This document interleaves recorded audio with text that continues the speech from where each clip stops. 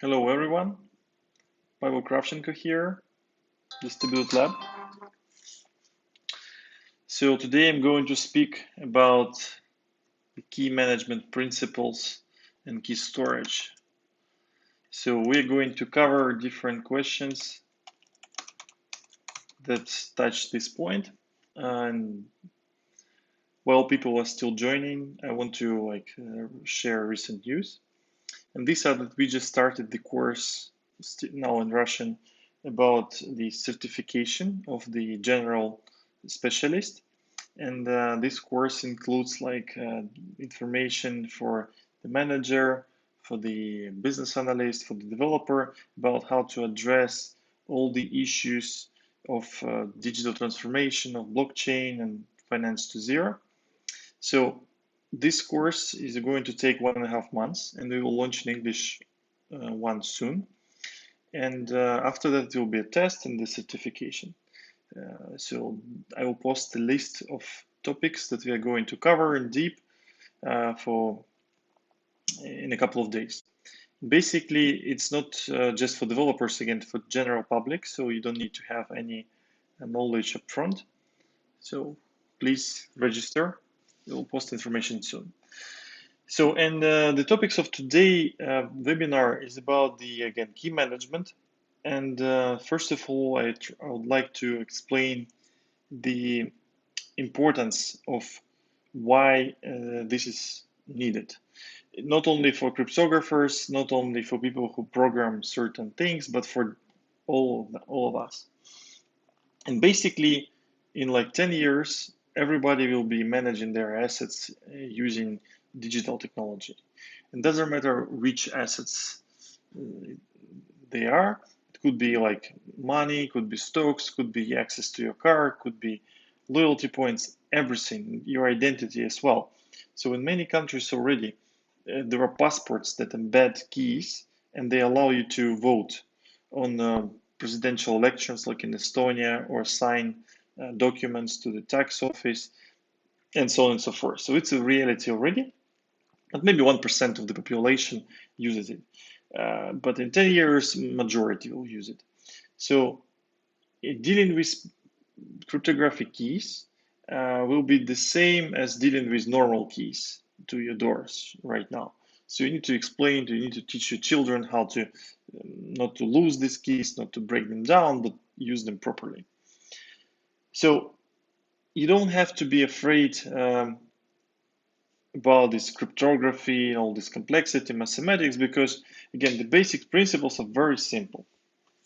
So coming to the point, first of all, there is a notion of a key. And the notion of a key in the cryptographic system is a little bit different than in traditional life. First of all, because we have a couple of keys, the private key and the public key. They're mathematically related. And the public key is basically your identifier. It's like a lock. And the private key is your actual key to open the lock or do something with it. And public key could be or should be known to everyone with whom you're communicating, because that's how they're going to verify your signatures. That's how they're going to verify your identity, and so on and so forth. And the private key should be known only to you. That's why it's called private. And basically, it's your identity. It's you should treat it as your wallet. And there could be, you can generate as many keys as you want, and each of them can be opening one lock or kind of proving one piece of your identity, one role, and so on and so forth. So there is no limit. So now we're coming to the storage. As I said, the private key should be stored as secure as possible. Only you should know it. And the for people, it's easy to lose it in a way that it's stored in a smartphone. So if you lost a smartphone, you lost your key to some extent. If you gave a smartphone to somebody whom you don't trust without a password, even for 5 minutes, that person will be able to access that key. Or if you export the key in an unprotected form to move it to another phone, if you are migrating from one phone to another, then you have the risk that this key will be given to wrong people if you're using the normal USB sticks to do that, or something like that, sending through email. That's a very dangerous way. So that's how you can lose it. But how you can store it? And there are like 4 ways. The first way of storing the key is that storing it on your device that you control. And it could be a device that's connected to the internet, like the smartphone, or it could be a device that is specifically built for storing keys. It's like hardware devices. Now people mostly used like know about Bitcoin. They use like Trezor or Ledger for storing keys. Or if we're talking about passport and real identity, then the passport itself will be the key. Will be the key storage, the hardware thing. So these are like 2 sides of one approach, storing on your device that you control.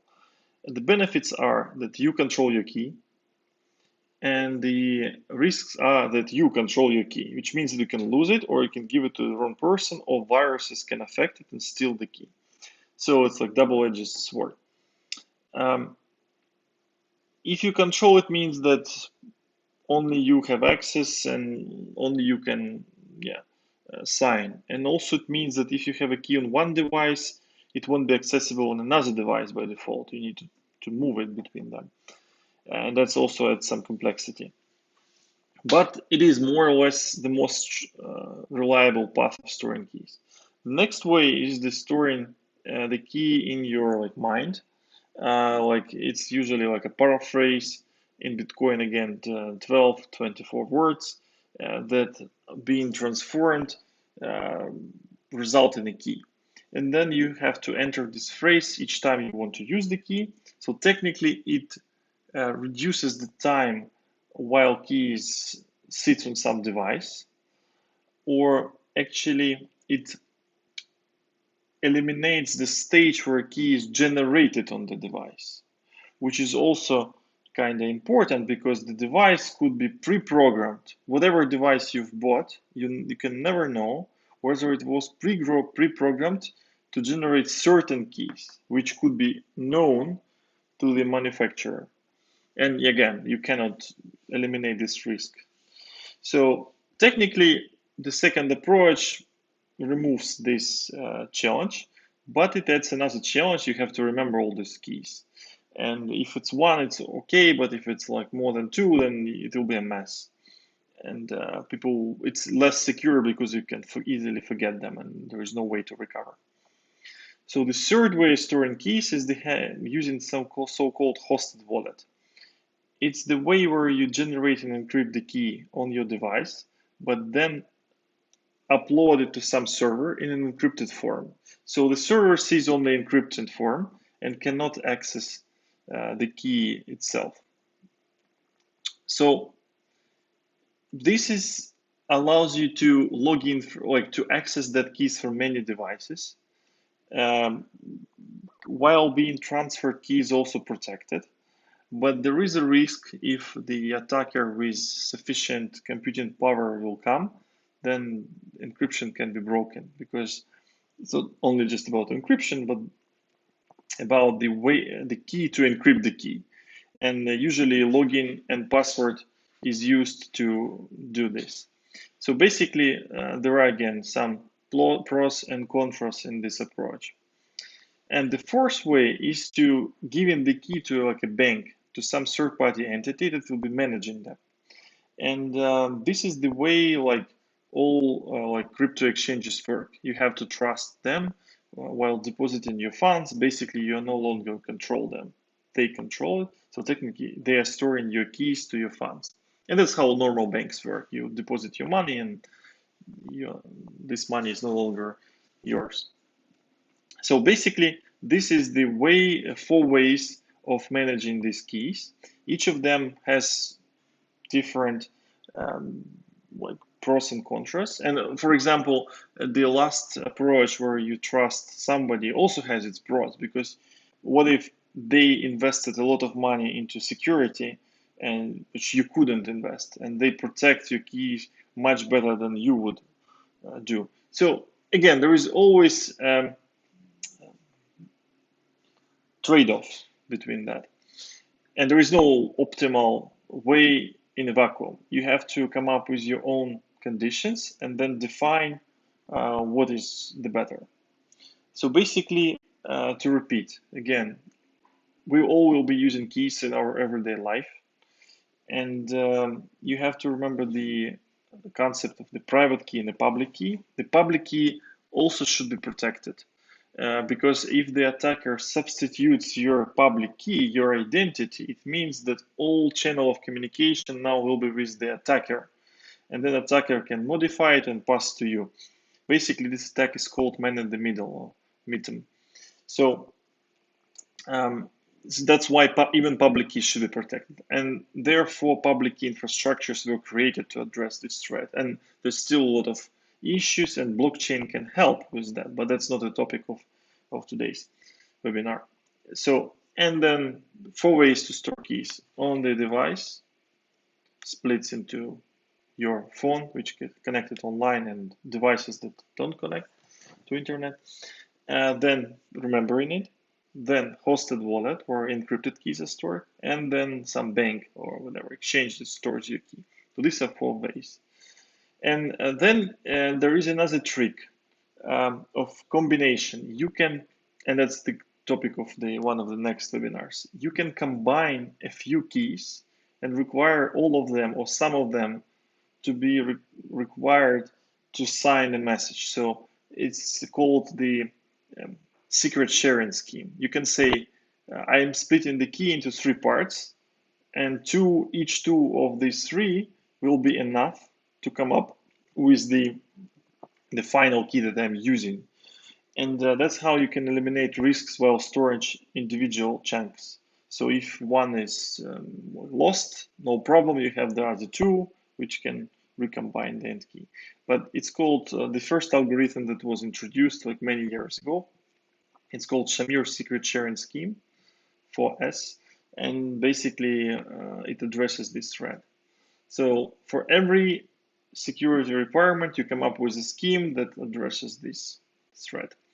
So Pavel Kravchenko, again, thanks for listening to me. I hope it's helpful. And again, it's not the comprehensive introduction to keys. It's just what normal people should know about keys in order not to do some stupid mistakes. Please write down your comments on LinkedIn and on YouTube. And basically,